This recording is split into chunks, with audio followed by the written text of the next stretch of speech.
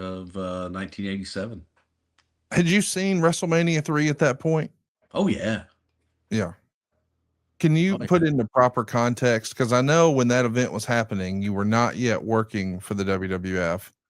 But for fans who weren't alive to see the pandemonium and the attention and just the way it shifted the landscape in the last days of the territories, can you give us some context about the significance of WrestleMania 3 as an outsider, not someone who works for the company, but how it was viewed and received by everyone else in wrestling?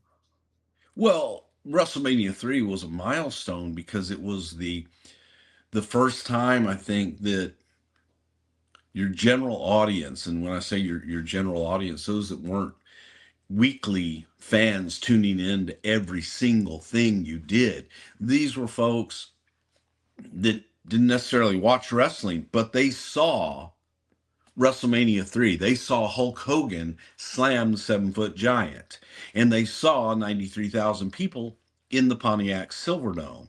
So it was a record-breaking moment. It was a historical moment, and it was a larger-than-life moment to see that many people and to see this climactic build of the two biggest stars in the industry at that time, of Hulk versus Andre.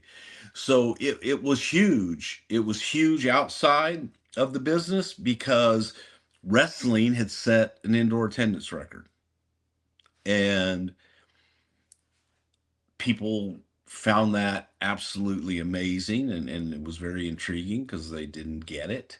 And then, for those of us in the business, wrestling had set the indoor attendance record.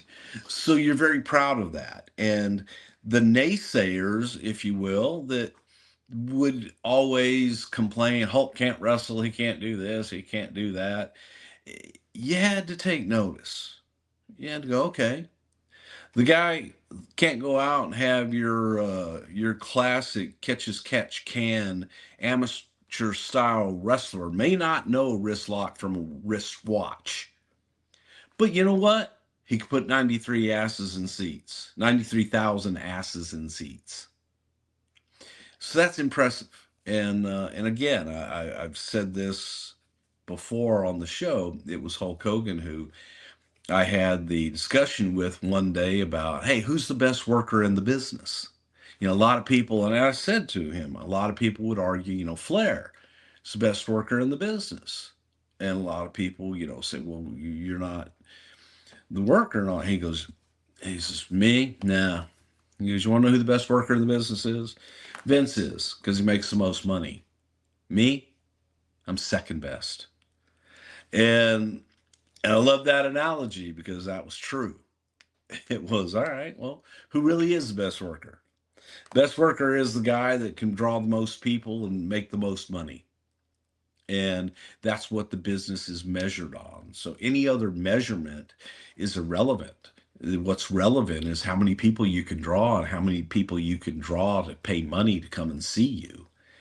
So that was Hulk Hogan. And so for inside the business, you looked at him and saw him as, here's the golden goose. When we went up for the first set of tapings, I'm going back to Worcester now, Hulk main evented that show. I think he worked with One Man Gang or something, or Killer Khan, I don't remember which, but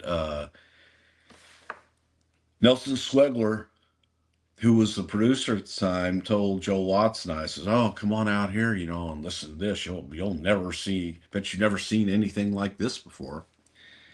And Hulk came out to an ear-shattering roar, an ear-shattering pop, man. We joke about the Road Warrior pop. Well, Hulk Hogan pop, would kill that Road Warrior pop every day of the week. And it's just what it was. Man, the kids were there to see him. The parents were there to see him. He was the biggest megastar in the business. So I remember Joel looking at me and saying to Nelson, yeah, well, have you ever seen the Rock and Roll Express in the Tulsa Fairgrounds? And Rock and Roll Express did get great ovations everywhere they went. shrieking teenage girls and just the crowd. I mean, amazing. Hulk was a megastar. Hulk, again, could blow that out of the water in a different way. And I'm not discounting Road Warriors. I'm not discounting Rock and Roll Express. It was just different, and it was a different level.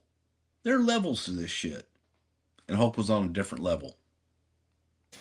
I think the match you're talking about, I just looked it up, was on Halloween night in Worcester, 1987. Hulk Hogan pins the one-man gang. No, it was in April. Yeah. No, this would have been in April. Or April 23rd, 1987, 9,805 fans there. Believe it or not, that was a non-televised, never aired, right. But Missy Hyatt did Missy's Manor with Randy Savage and Elizabeth. Is that the same show? Yeah. Man, that's wild. Who'd Hulk work with? Because it would have been a dark match. Does it say? It doesn't say. I don't even see that he worked that night. Yeah. I believe you though. Yeah, it was an advertised dark match. Let's I do want to talk about Missy's Manor some other time, but we'll move on for now because we're trying to celebrate Hulk Hogan and we want to talk a little bit about him. And I'm curious more about your relationship. Like when you meet him, he's fresh off of the biggest event in wrestling history. Yep. He's now crossed over into the mainstream. He's been on the cover of Sports Illustrated. He's got Saturday morning cartoons.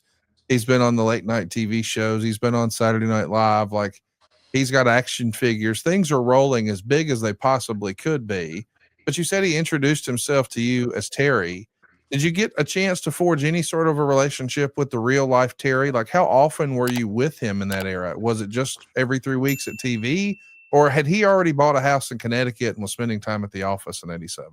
No, Hulk was spending his time between Tampa and North Stamford, where I live now. I live now roughly a mile from where he used to live in North Stamford. So he was splitting his time between Stamford, Northeast, and Tampa. But it was up to him. He'd spend most of his time in Tampa. But when he came up and if he would travel with us from time to time and things of that nature, we became friendly. And I, spent time in his house. I had, Thanksgiving dinner with his family. It was a friendship. He would come over to come hang out, just to get out of the house and get away from things. And he'd come to my apartment and we would sit and watch videos and do other assorted things and just chill out. Hey, did you know you can own for less than your current rent? We can help at savewithconrad.com. Stop throwing your money away on rent. You don't know any wealthy renters. Start building wealth for your family with my family at savewithconrad.com.